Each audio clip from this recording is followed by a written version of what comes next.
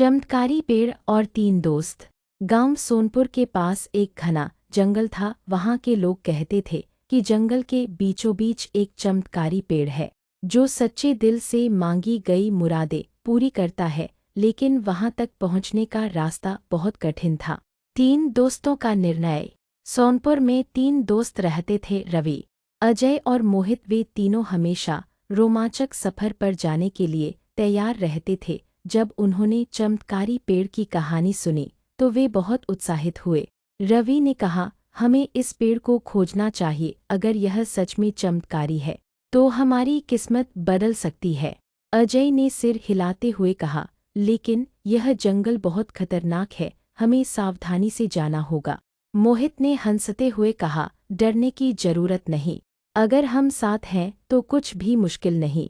तीनों दोस्तों ने अगले दिन सफर पर निकलने का फैसला किया। जंगल की कठिनाइयाँ। अगली सुबह वे जंगल की ओर चल पड़े। जंगल में घुसते ही उन्हें कई कठिनाइयों का सामना करना पड़ा। पहली बाधा थी घना कोहरा। कोहरे के कारण रास्ता दिखाई नहीं दे रहा था। मोहित ने एक पेड़ पर चढ़कर दिशा का अंदाजा लगाया और वे आगे बढ़े।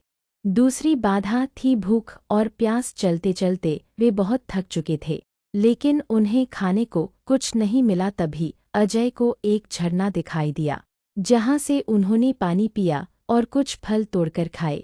तीसरी बाधा थी भयानक जानवर। जब वे जंगल के और अंदर गए तो उन्हें एक शेर की दहाड़ सुनाई दी। तीनों डर गए, लेकिन रवि ने सुझाया, हम सब पेड़ पर चढ़ जाए। वे तेजी से एक ऊंचे पेड़ पर चढ़ गए। शेर कुछ देर घूमता रहा और फिर वहां से चला गया। चमत्कारी पेड़ का रहस्य।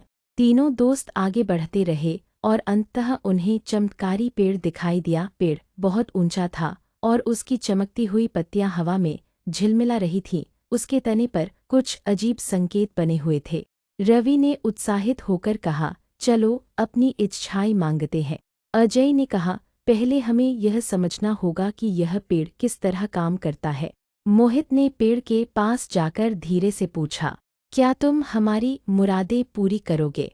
अचानक पेड़ से एक धीमी आवाज आई, केवल वही मुराद पूरी होगी जो सच्चे दिल से मांगी जाए और जिसका उपयोग अच्छे कार्यों के लिए किया जाए। तीनों की इच्छाएं। रवि ने सबसे पहले अपनी इच्छा मांगी। उसने कहा, मैं दुनिया का सबसे अमीर आदमी बनना चाहता हूँ। पेड़ की आवाज आई, तुम्हारी इच्छा पूरी हो सकती है, लेकिन क्या तुम उस धन का सही उपयोग करोगे?